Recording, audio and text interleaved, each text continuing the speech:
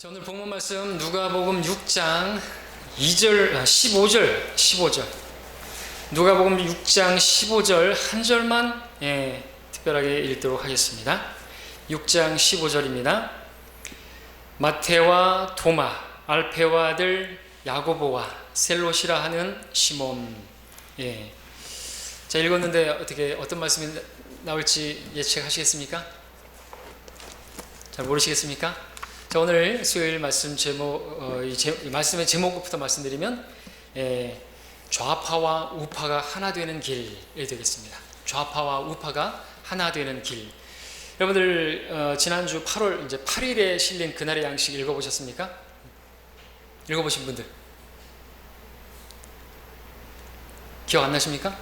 제목은 정치 신념보다 더 강한 믿음입니다. 읽어보셨죠? 못 읽어보신 분들, 안 읽으신 분들은 또 꼭 읽어보시길 바라고 아주 좋은 글이 실렸습니다. 그 내용에는 이런 내용이 나오죠. 그날의 양식 8월 8일자 제목은 정치 신념보다 더 강한 믿음. 현재 우리나라는 그 어느 때보다도 정치적으로 갈등이 심하다. 조선시대 붕당 정치의 폐단을 재현하듯 국가의 이익과 국민의 복리는 온데간데 없고 당리당략의 나란 일이 휘둘리고 있다. 이와 맞물려 국민 각자도 자신이 지지하고 신봉하는 특정 정당을 노골적으로 드러내다 보니 이제 갈등이 지역을 넘어 세대와 계층에까지 번지고 있다. 정치 성향이 달라 친구 간에는 물론 부모 자식 간에도 냉담해지는 일이 흔하다. 사실 정치 신념은 종교 신념과 더불어 인간의 혼과 영의 영역까지 다 있어 여간해서 잘 바뀌지 않는다. 특히 부모의 종교 신념이나 정치 신념은 자녀에게 쇠뇌되기 마련이고 자녀는 장성하고도 그 영향에서 쉽게 벗어나지 못한다. 주님의 제자들을 소개하는 본문에도 누가복음 6장 15절 오늘 본문에도 정치 신념으로만 보자면 극명하게 다른 두 사람이 등장해 눈길을 끈다. 먼저 셀롯이라 하는 시몬, 가나안 시몬으로 마태복음 10장 4절에서 나오는데 가나안 출신이지만 정치적으로는 열심당원으로 알려진 셀롯인이었다. 부연하면 당시의 가나안 땅을 유대인 통치 아래로 회복시키려는 유대인 급진파에 속했다. 요즘으로 치자면 민족주의자이자 급진 좌파라 할 수 있겠다. 반면에 마태는 당시 지배국인 로마 제국을 위해 일하는 세리였기 때문에 시몬과 같은 민족주의자 편에서 보면 척결 대상 영순이었다. 그런데 이 둘이 주 예수 그리스도를 만난 뒤 어떻게 되었는지 보라. 자기 십자가를 지고 주님을 따르는 제자가 되었다. 믿음은 불필요한 세상적 신념을 벗고 그리스도 안에서 하나가 되게 하는 것이다 라고 되어 있습니다. 참 좋은 글이죠. 정치 신념보다 더 강한 믿음. 우리의 신앙이 정치적인 그런 신념을 가지고 있었다 할지라도 주님을 만나게 되면 그런 것들은 중요한 게 아니게 되고 그런 성향이 다른 사람들끼리 만나도 하나가 될 수 있다는 것입니다. 세상에선 절대로 하나 될 수 없겠죠. 좌파 우파가 교회 안에 있다. 교회 안에 있지만 그리스도 안에 있지 않으면 그 교회는 싸움이 일어나게 되어 있습니다. 그러나 그리스도 안에 있다면 그죠? 그들은 하나가 될 수 있고 교회의 계명이잖아요. 하나 되는 것. 주님의 그 기도문이지 않습니까? 하나 되게 해달라고 하는 그것이 이루어질 수가 있다는 것입니다. 자, 이 부분에서 다시 한번 제가 말씀드릴 텐데 이것을 읽어보십시오. 이거 주의해야 됩니다. 정치 성향이 달라서 친구 간에는 물론 부모 자식 간에도 냉담해지는 일이 흔하다. 그렇죠? 정치 신념은 종교 신념과 더불어 인간의 혼과 영의 영역까지 다 있어 여간에서는 잘 바뀌지 않는다. 특히 부모의 종교 신념이나 정치 신념은 자녀에게 쇠뇌되기 마련이고 자녀는 장성하고도 그 영향에서 벗어나기가 쉽지 않다 이거죠. 정치적인 신념, 그야말로 세뇌에 가까운 것이라서 이게 벗어나기 힘든 것입니다. 그런데 그러한 정치 신념도 종교 신념보단 아래에 있어서 참된 그런 신념, 종교적 신앙을 갖게 되면 그런 정치 신념도 벗어날 수가 있다라는 것을 성경이 보여주고 있습니다. 그것을 누가 보여주고 있냐 하니까 바로 셀롯 시몬이 먼저 보여주고 있다 말씀드릴 수가 있죠. 셀롯 시몬, 열심당원이었습니다. 정말 그런 그 민족을 위해서 애국하는 투사였고 우리 말하자면 독립군이었습니다. 그런데 그런 사람하고 반대되는 사람이 있어요. 누군지 아십니까? 세리마태라는 거죠. 마태복음에 보면 마태가 기록했지만, 성령님께서 기록하셨겠지만 세리마태라고 다 기록하고 있어요. 자기를 쓰고 있으면서 자기가 세리는 뭡니까? 곧 죄인이었어요. 세리와 죄인과 더불어서 들어갔다 이렇게 말씀하시고, 세리는 곧 죄인인데 자신의 그 죄인됨을 일부러 쓰고 있는 것 같아요.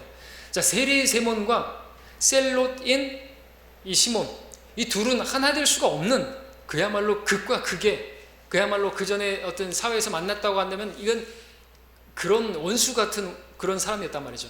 근데 그들이 만약에 주님 안에서 만났다, 이건 보통 악연도 이런 악연이 없는 사이가 되는 것입니다. 그런데 성경은 그들이 악연으로 그들이 만나가지고 맨날 싸웠다 이런 게 없고 조용합니다. 그렇죠? 그런 게 없었다는 것이죠. 놀랍지 않습니까?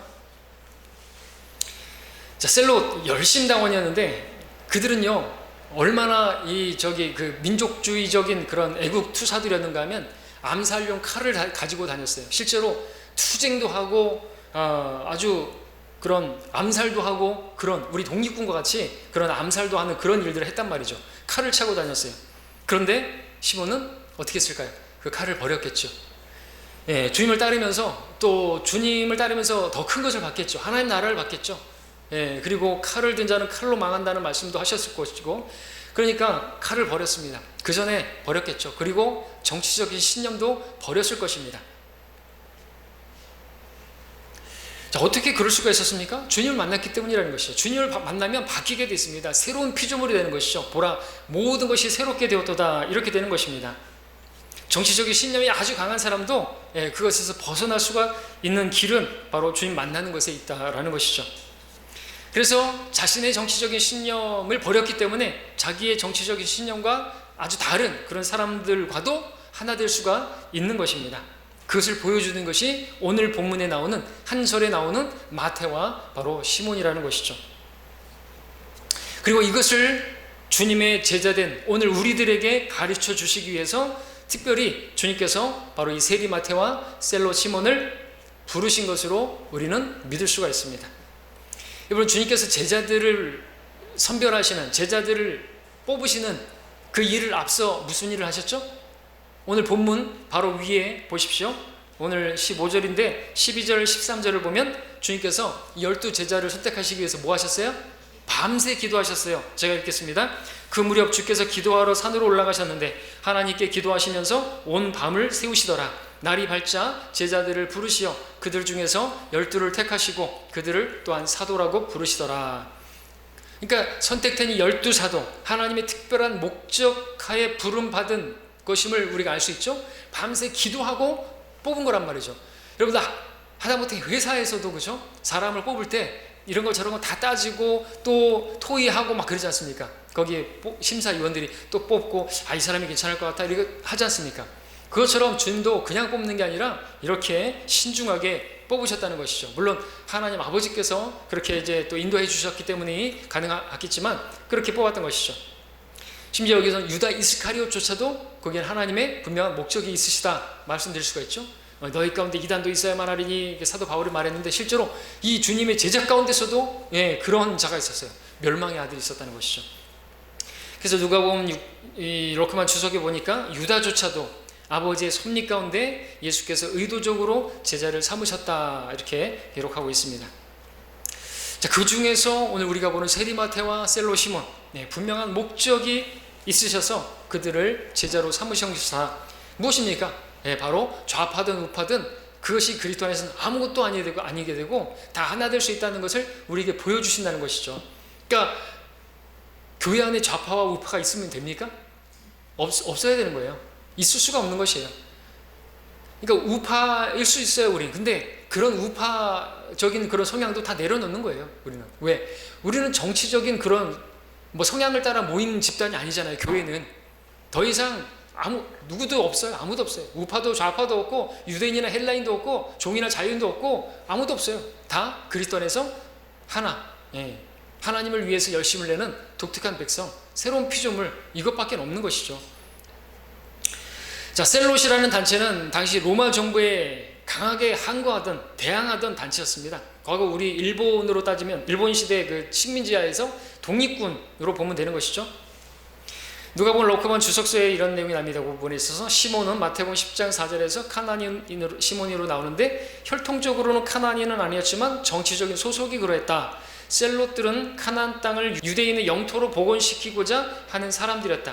1920년대 스테른 갱처럼 셀롯들도 카나안 땅을 로마의 속박에서 해방시키기 위해서 게릴라전과 보복, 테러, 전술을 구사했었다.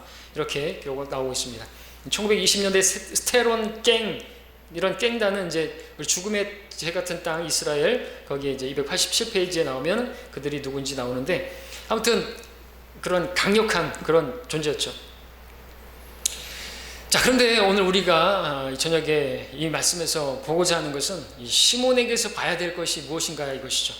그가 주님의 제자가 된 이후로, 주님을 만나고 난 이후로는 더 이상 로마 정부에 대항하거나 항거하는 일을 내려놨다는 것이죠. 칼을 내려놨다는 것이죠. 정치적인 일에 열성을 내던 열심당원이었던 그가 정치적인 신념을 내려놓았다라는 것이죠. 이후로는 자기 민족 이스라엘을 위해서가 아니라 무슨 나라를 위해서 열심을 냈겠어요? 하나님 나라를 위해서 열심을 내는 그러한 백성이 되었던 것이죠. 이 셀롯 시몬은 이제 셀롯 시몬이지만 이제 시몬으로서 그 이집트와 소아시아 그리고 최초로 영국에 가서 복음을 전파했고 순교를 당한 것으로 역사 기록은 나오고 있습니다. 자, 이러한 것이 성경에 나오고 이런 것을 통해서 우리가 배워야 할 것이 있는데, 오늘날 이 교회들은 어떻습니까? 정치에 어떻게든 참여해 보려고 하고 그런 정치적인 목소리를 높이고 정부의 어떤 정책에 반대하는 목소리를 내고 대항하는 일을 하고 있는 그런 모습을 보게 되는데, 과연 그들이 누구인 것입니까? 그들이 주님의 제자들이라고 할 수 있습니까? 주님의 제자는 절대 안 되는 것이죠. 구원은 받았을지는 모르겠습니다. 그러나 많이 점수 줘서 주님의 제자는 될 수가 없는 것이죠. 그 교회들은요, 라오디케아 교회인 것입니다. 그들은 라오디케아인들인 것이죠. 라오디케아인들이 어떤 특징을 가지고 있습니까?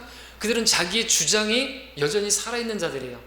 자신의 권리를 주장하려고 하는 사람들이에요. 자신들의 신념을 바탕으로 해서 자기의 어떤 뜻을 주장하는 그런 것들이 살아있는 사람들이 라오디케아인들이죠. 라오디케아가 뭐예요? 시민의 권리라는 뜻입니다. 마지막 시대 라오디케아 교회 인권을 부르짖지 않습니까? 예? 어저께도 그 네이버 보니까는 그 무슨 하사가 복무 중에, 그죠? 미국 가서 성 전환 수술해서 자기가 여군으로다가 계속 복무할 수 있게 돼. 그걸 인권이라고, 법을 어긴 거잖아요, 그죠? 처음에 남자를 군대에서 뽑은 것인데 자기는 여자가 됐으면 이제는 쫓겨나야 되는 게 맞는 거잖아요, 그죠? 군법으로 말했을 때. 근데 자기도 인권을 얘기한다 이거죠. 그럼 나머지 사람들은 어떡하냐 이거죠. 하여튼 이런 인권이 목소리를 높이는 그런 시대가 정말 성경이 놀랍지 않습니까? 그런 시대가 마지막 시대라는 것을 보여주고 있다는 것이죠. 사람들이 자기를 사랑하고 교만하고, 자, 권리를 따라 신념을 주장하는 사람들, 그들은요 십자가를 지지 않은 사람들이에요. 라오디케아 교회는 십자가가 없는 교회입니다. 십자가가 뭐죠? 자기를 부인하는 것입니다. 자기에게 속한 모든 것을 끝장내는 것이 십자가잖아요. 육신의 욕심, 욕정, 정욕, 애착 이런 걸 다 끝내게 만드는 것이, 십자가에 못 박게 만드는 것이, 세상과 세상에 있는 것들에 대해서 반응하지 않게 만드는 것이 십자가라는 거죠. 십자가에 못 박히게 되면 그런 것들에 관심하지도 않고 관여하지도 않게 되는 것입니다. 예수님을 믿어서 거듭났다면 새롭게 된 것이에요. 보라, 모든 것이 새롭게 되었도다. 새로운 피조물이라는 것이죠. 그런데 거듭나기 전처럼 여전히 정치적인 신념을 붙들고 있고 정부에 대항하는 그런 사람들은 분명히 말씀드리지만 단언컨대 그들은 주님을 따르는 제자들은 아닌 것입니다. 주님을 따른다고 하는 그런 무리, 그러나 주님께서 어떤 생명의 말씀을 전하자 다 떠나가던 그 무리와 같은 것이죠. 주님을 따르지만 사실은 자기들이 원하는 뭔가 있어서, 먹고 배부르니까 따랐다고 말씀하셨잖아요. 먹고 살기 위해서 목회한다든지, 자기들 이 땅에서 잘 먹고 잘 살게 해달라고 주님을 믿고 교회를 다니는 그런 사람들이라는 것이죠. 많은 무리들이 당시에도 그렇게 주님을 따른다고 하지만 주님께서 생명의 말씀을 제시하니까 다 떠나갔습니다. 12제자만 남았죠? 너희도 가려느냐?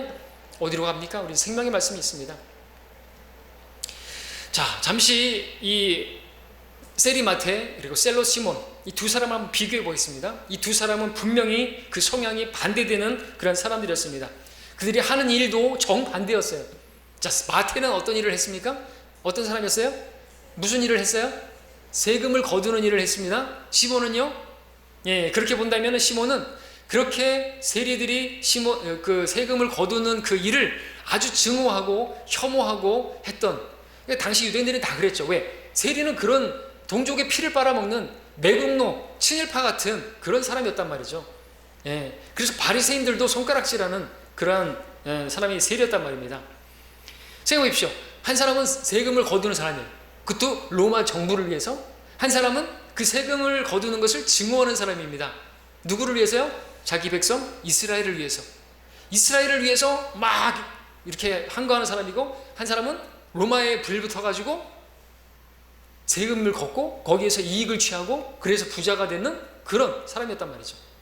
그래서 세리는 이제 그런 일을 하고 있었으니까 마음에 찔림이 있었고 상한 갈대였기 때문에, 그죠? 연기나는 심지 같은 그런 사람에게 주님께서 오셔가지고, 그러니까 부르니까 바로 즉시로 모든 것을 버려두고 주를 따르더라 기록하고 있지 않습니까? 왜? 자신의 그런 상한 마음이 있었던 것이, 손가락질 받고 욕먹고 그러면서 세리장 그 사케오처럼 말이죠.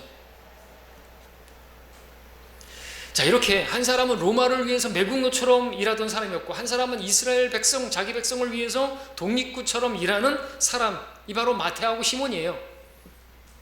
그런데 어떻게 이 두 사람이 하나가 될 수 있을까요? 놀라운 일이죠. 이건 사람으로서는 불가능한 것입니다. 세상적인 모임에서는 이 모임 두 사람이 모이면 어떻게 되죠?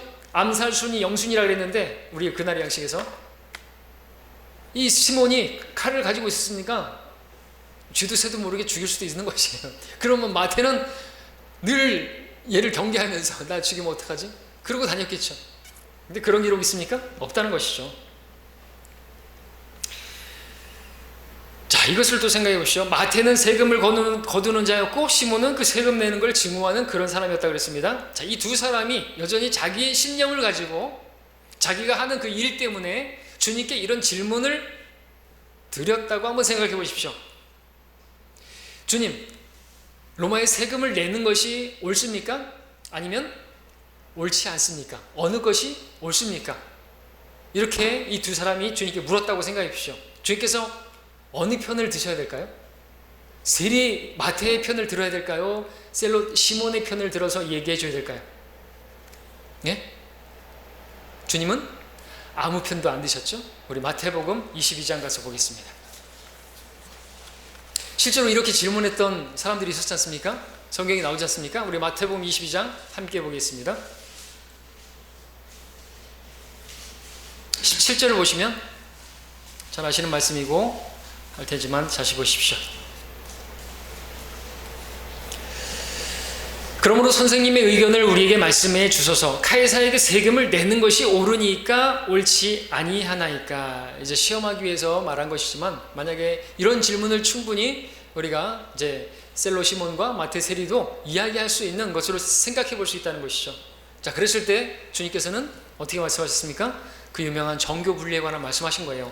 21절에서 보시면 그들이 카이사의 것이니다 하니까 주께서 그들에게 말씀하시기를, 그러면 카이사의 것은 카이사에게, 하나님의 것은 하나님께 바치라. 이게 바로 정교 분리의 헌정 같은 말씀인 것이죠.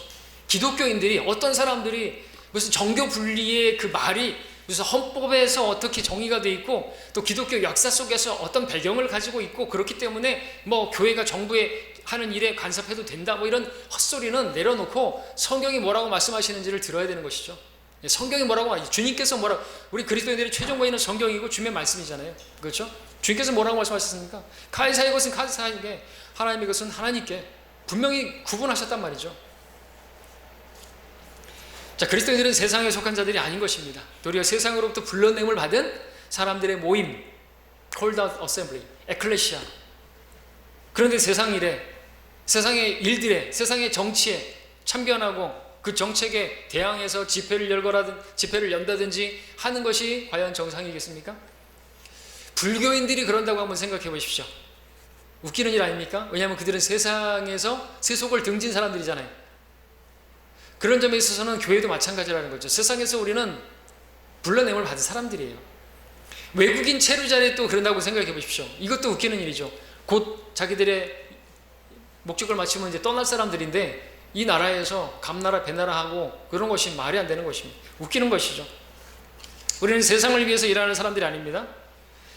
세상의 일들은 세상에 있는 사람들이 하는 것이에요. 그렇죠? 세상 사람들 중에서도 깨어있는 사람들이 있어요. 정치에 대해서 제대로 판단하는 사람이 있단 말이죠. 뭐 구원받은 사람 무슨 영적인 걸 판단하는 사람들이 그런 거 판단하는 게 세상 사람들도 다 판단한단 말이죠. 자, 그런 사람들이 바로 그런 일을 하는 것이에요. 고아 구제하고 이런 것들 지자체가 하는 것처럼 그런 일들은 세상 사람들이 하는 거예요. 자기네 나라니까. 우리는 하나님 나라에 들어간 하늘 시민이잖아요. 그죠? 뭐가 더 중요한 것입니까? 주님께서는 죽은 자들로 죽은 자를 잔사 지내게 하고 너는 곧 하나님의 나라를 전하리. 산자들은 산자의 일을 해야 되는 거죠. 우리 산자들이 더 이상 우리 자신을 위해서 또 세상을 위해 살지 않고 나를 위해서 죽었다가 살아나신 그분을 위해서 살게 하려 하심이라 그랬지 않습니까? 우리가 살았으면 이제 살아있는 일을 해야죠. 죽은 자들이 하나 하는 그런 일들에 참견하면 되겠습니까? 뭐가 더 중요한 것입니까? 이 나라가 더 중요합니까? 하나님 나라가 더 중요합니까? 무엇이 더 중요합니까? 무엇이 중요한지도 모른다면 그것은 소경인 것이죠. 자, 이것도 한번 생각해 보십시오. 마태가 주님을 따르다가 다시 세금 거두는 그 일로 돌아갔다고 한번 생각해 보십시오. 시몬이 다시 그 셀롯 땅에 들어가서 활동하게 된다면 어떻게 되는 것입니까? 그것은 개가 토해낸 것으로 다시 돌아가는 것이고 돼지가 씻고 나서 다시 진창 속에 뒹구는 것과 다를 바가 없는 것이죠. 그러면 안 되는 것이죠. 그런데 그런 일이 벌어졌다. 어떻게 될까요? 마태와 시몬은 어떻게 될까요? 하나 될 수가 없는 것이죠. 다시 이전으로 돌아간 것이에요. 마태가 구원받고 나서 그 다 버리지 않고 주님을 따르다가 다시 주님을 따르지 않고 세리로 돌아갔다. 그리고 시몬도 다시 주님을 따르는 것에서 어떻게 하다가 실족해서 다시 셀롯 땅으로 들어갔다. 그럼 어떻게 되냐? 둘이 만나면 어떻게 되죠? 시몬은 그를 죽일 수 있어요. 마태는 도망 다녀야 되고요. 그런 상황이 벌어지는 것이에요. 하나 될 수가 없단 말이죠. 둘 다 구원은 받았게 되었을지 몰라도 그들이 주님의 제자로서 주님을 따를 수는 없게 되는 것입니다. 주님의 제자가 되는 조건은요, 단순합니다. 자기를 부인하고 십자가를 지는 거예요. 자기 십자가를 지는 것입니다. 자기 십자가를 진다는 게 뭡니까? 자아가 죽는 것이에요. 자신의 정욕, 자신의 욕심, 야망, 신념 같은 것 다 함께 죽어야 제자가 될 수가 있습니다. 마태의 경우 물질의 욕심, 세상적인 욕망 이런 것들이 죽어야 하고, 시몬의 경우에는 정치적인 신념이 죽어야만 하는 것이죠. 그런 걸 십자가에 못 박아야 되는 것입니다. 그러지 않고는 주님 못 따른다는 거죠. 주님 따를 수가 없는 것이에요. 그와 같이 육신에 속한 모든 것들을 다 십자가에 못 박지 않고서는 주님을 따르지 못하는 것, 이게 분명한 것이죠. 분명한 것은 그리스도 안에서 좌파나 우파는 있을 수가 없다는 것이죠. 오직 하나님의 일에 열심을 내는 그러한 독특한 백성만 있을 뿐입니다.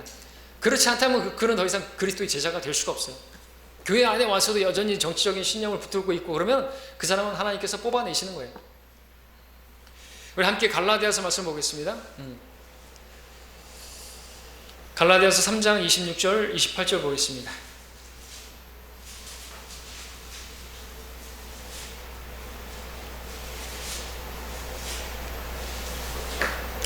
26절, 너희가 다 그리스도 예수를 믿음으로 말미암아 하나님의 자녀들이 되었으니 너희 가운데 그리스도 안으로 침례를 받은 사람은 그리스도로 옷 입었느니라.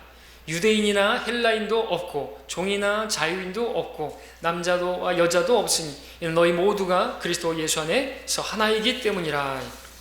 여기서 유대인과 헬라인도 없어요. 이렇게 분리하는 게 없단 말이죠. 차별이 없어요. 하나가 됐습니다. 당시 유대인과 헬라인 사이에는 교제가 없는 거 아시죠? 사마리아인들과도 교제가 없고 개 취급하고 그랬던 유대인들인 거 아시죠? 그래서 이들 사이는요, 유대인과 헬라인 사이는 마치 세리와 셀롯의 사이만큼이나 그렇게 먼 그런 사람들이었던 것입니다. 그런데 어떻게 됐다는 것입니까? 그들이 하나가 됐다는 것이죠. 어떻게 그럴 수 있었습니까? 그리스도 예수를 믿음으로 말미암아 그리스도 안으로 침례를 받아. 침례가 뭐예요? 장사되는 것이에요. 죽는 것이에요. 그랬더니 더 이상 그들의 모든 성질, 성향 그런 것들 다 사라져버린 것이죠. 그렇기 때문에 하나가 될 수가 있는 것입니다.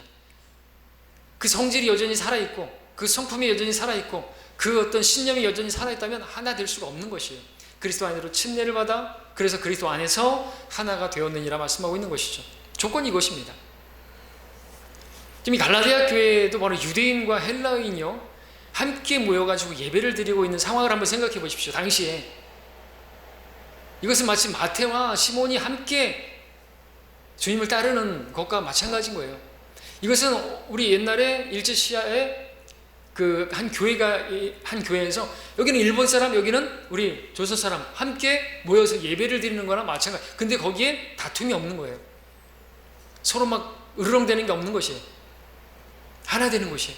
서로 사랑하는 것입니다. 이게 가능할 수 있는 겁니까? 가능하죠. 어떻게 해요? 그리스도 안으로 침례를 받으면, 그리스도와 함께 죽으면 가능해진다는 거죠. 그러니까 십자가에 못 박히지 않고서는, 자기가 부인되지 않고서는요 주님을 따를 수가 없는 것입니다. 교회는 끝나버리는 것이에요. 분열되는 것입니다. 무슨 정치 얘기했다고 해서 분열되어지고 그런 걸 계산하고 그런 것 때문에 뭘 못하고 그런 거는 유치한 수준이고요. 성경은 그런 것들이 아무것도 문제가 안 된다고 말하고 있어요.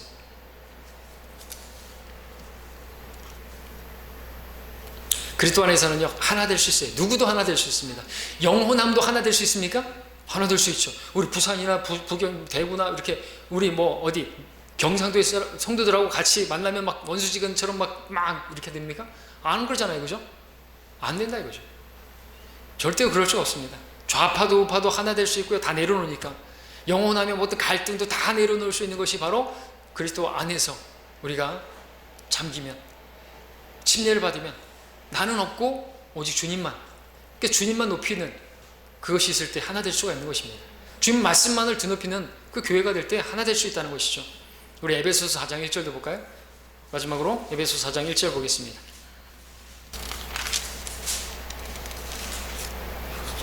4장 1절부터 6절까지를 제가 읽겠습니다. 그러므로 주의 죄수된 내가 너희에게 권고하노니 너희가 부르심을 받은 그 부르심에 합당하게 행하되 모든 겸손과 온유와 오래 참음과 사랑 가운데서 서로 용납하고 화평의 띠 안에서 성령의 하나됨을 지키도록 열심히 노력하자. 너희가 너희를 부르시는 한 소망 안에서 부르심을 받은 것처럼 한 몸과 한 분 성령이 계시니 한 분 주요 한 믿음이며 한 침례이고 한 분 하나님 곧 모든 것의 아버지시니 그분은 모든 곳 위에 계시며 모든 것을 통하여 너희 모두 안에 계시느니라. 이게 진리입니다. 교회가 나아가야 할 방향인 것입니다. 교회는요 목사의 믿음과 하나가 되어서는 안 되는 것이죠. 여러분은 저의 믿음과 하나가 되어서는 안 돼요. 여러분은 저의 생각과 하나가 되면 안 돼요. 여러분 저의 정치적인 성향과 하나가 되어서는 안 되는 것입니다. 절대로 안 되는 것이에요. 여러분은 다 하나님께서 성경을 통해서 말씀하시는 한 소망 안에서, 한 믿음 안에서, 한 분 성령 안에서, 한 분 하나님 안에서, 한 침례 안에서, 한 분 주 아래서 하나가 되어야 되는 것이죠. 그러기 위해서 필요한 게 뭐라고요? 겸손과 온유와 오래 참음과 사랑 가운데서 서로 용납하고, 이게 필요한 것이죠. 이게 가능하려면 또한 십자가가 필요하고요. 다 용납할 수 있으려면, 오래 참아줄 수 있으려면, 그러나 반대로 교만과 성냄과 성급함과 미움 가운데 생하게 되면 하나 되기는커녕 사분오열되는, 지식만 있고 사랑이 없는 그런 고린도 교회처럼 그렇게 사분오열되는, 분열되는 교회가 안 되는 그런 것이 돼버리는 것이에요. 자, 우리는 교회의 하나됨을 위해서 열심히 애를 써야 되겠죠? 근데 그건 다른 거 아니에요. 우리가 애쓴다고 되는 게 아니라 그리스도 안에서, 그죠? 주 안에 있으면 감옥에서도 기뻐할 수 있는 바울처럼 될 수 있고요. 어떤 것도 문제가 되지 않는단 말이죠. 주 안에 있지 아니하고 육신 안에 있게 되면, 그죠? 미움과 다툼과 분열과 파당과 육신의 일들 갈라디아서 나오잖아요. 이렇게 파를 짓는 것이에요. 아폴로파, 게바파, 그리스도파 이렇게 나누는 것처럼 파를 나누고 좌파와 우파가 나누고 그렇게 된다는 거죠. 고린도 교회가 그랬단 말이죠. 절대로 그래서는 안 되는 거죠. 십자가에 못 박히지 않으면 주님을 따를 수 없고 제자가 될 수 없고 교회가 될 수 없다는 사실을 기억하시기 바랍니다. 말씀을 정리하겠습니다. 주님의 기도문, 우리 지난주 수요일 날 말씀드렸죠. 그 주님의 기도문은요 십자가를 앞두고 유언과도 같이 한 기도예요. 그 유언과도 같은 기도의 내용이 뭐였어요? 교회의 하나됨이었잖아요. 그렇죠? 하나 되게 해달라고 계속해서 기도하시는 거 보셨죠? 그것은 교회에게 주신 새 계명과 같은 것입니다. 서로 사랑해야지 하나가 될 수 있잖아요. 서로 사랑해야지, 용납해야지 하나가 될 수 있지 않습니까? 그렇게 하나가 되기 위해서 선상돼야 될 게 뭐라고요? 바로 세상에 대해서 죽는 것입니다. 세상에 속한 일들에 대해서 죽는 것이에요. 세상의 제도, 세상의 정치, 세상의 문화, 세상의 교육, 세상의 철학, 세상의 어떤 풍조, 문화 등 다 그런 것들에 대해서 죽어야 됩니다. 그러지 않고서는 절대로 하나 될 수 없습니다. 하나가 되지 못한다고 한다면 주님의 계명을, 새 계명을 어기는 것이고, 그건 그리스도 심판석에서 해명해야 할 그런 죄가 되는 것이고, 주님의 제자가 되는 것은커녕 주님을 따를 수도 없는 것입니다. 이것이 진리입니다. 자, 이러한 진리의 말씀을 거스른다고 한다면 그건 제자가 아닌 것이에요. 이러한 진리를 대적한다고 한다면 그것은 주님을 대적하는 것임을 알아야 되죠. 고의적으로 계속해서 자기의 어떤 정치적인 신념을 붙들고 있는다면 주님께서는 그런 사람을 뽑아내십니다. 상한 갈 때는 꺾지 않으신다 그랬죠? 그러나 그런 사람들을 꺾어버리셔요. 계속해서 고집 부리고 계속해서 그렇게 붙들고 있으면 하나님께서 꺾어버리셔요. 심지를 꺼트려 버리세요. 무슨 말입니까? 그 기도 하나님께서 그냥 꺼트려 버리시는 거예요. 기도 듣지 않으십니다. 회복 불가능하게도 만드실 수 있어요. 하나님 이런 분이라는 거죠. 이런 진리의 말씀을 들었을 때 우리는 아멘하고, 특별히 오늘 본문 말씀을 통해서 또 이 그날의 양식에서 너무나 좋은 글을 발견했는데, 분명한 의도가 있으셔서 마태하고 시몬을 부르셨지 않습니까? 두 번째로 나오는 마태와 11번째 나오는 바로 시몬, 의도하셔서 목적이 있으셔서 바로 오늘 우리에게 이러한 진리를 가르쳐 주시기 위해서 말씀을 주신 거란 말이죠. 그렇게 뽑으셨단 말이죠. 우리는 이 진리를 유념하고 세상에 대해서 죽어야 하고 오직 하나님께 대하여만 산 자로서 그렇게 살아야 됩니다. 우리는 세상을 위해서 기도하지 말아야 되고 우리는 하나님 나라를 위해서 기도해야 되는 것입니다. 오늘도 그렇게 기도하는 우리가 되기를 바랍니다. 함께 기도하겠습니다.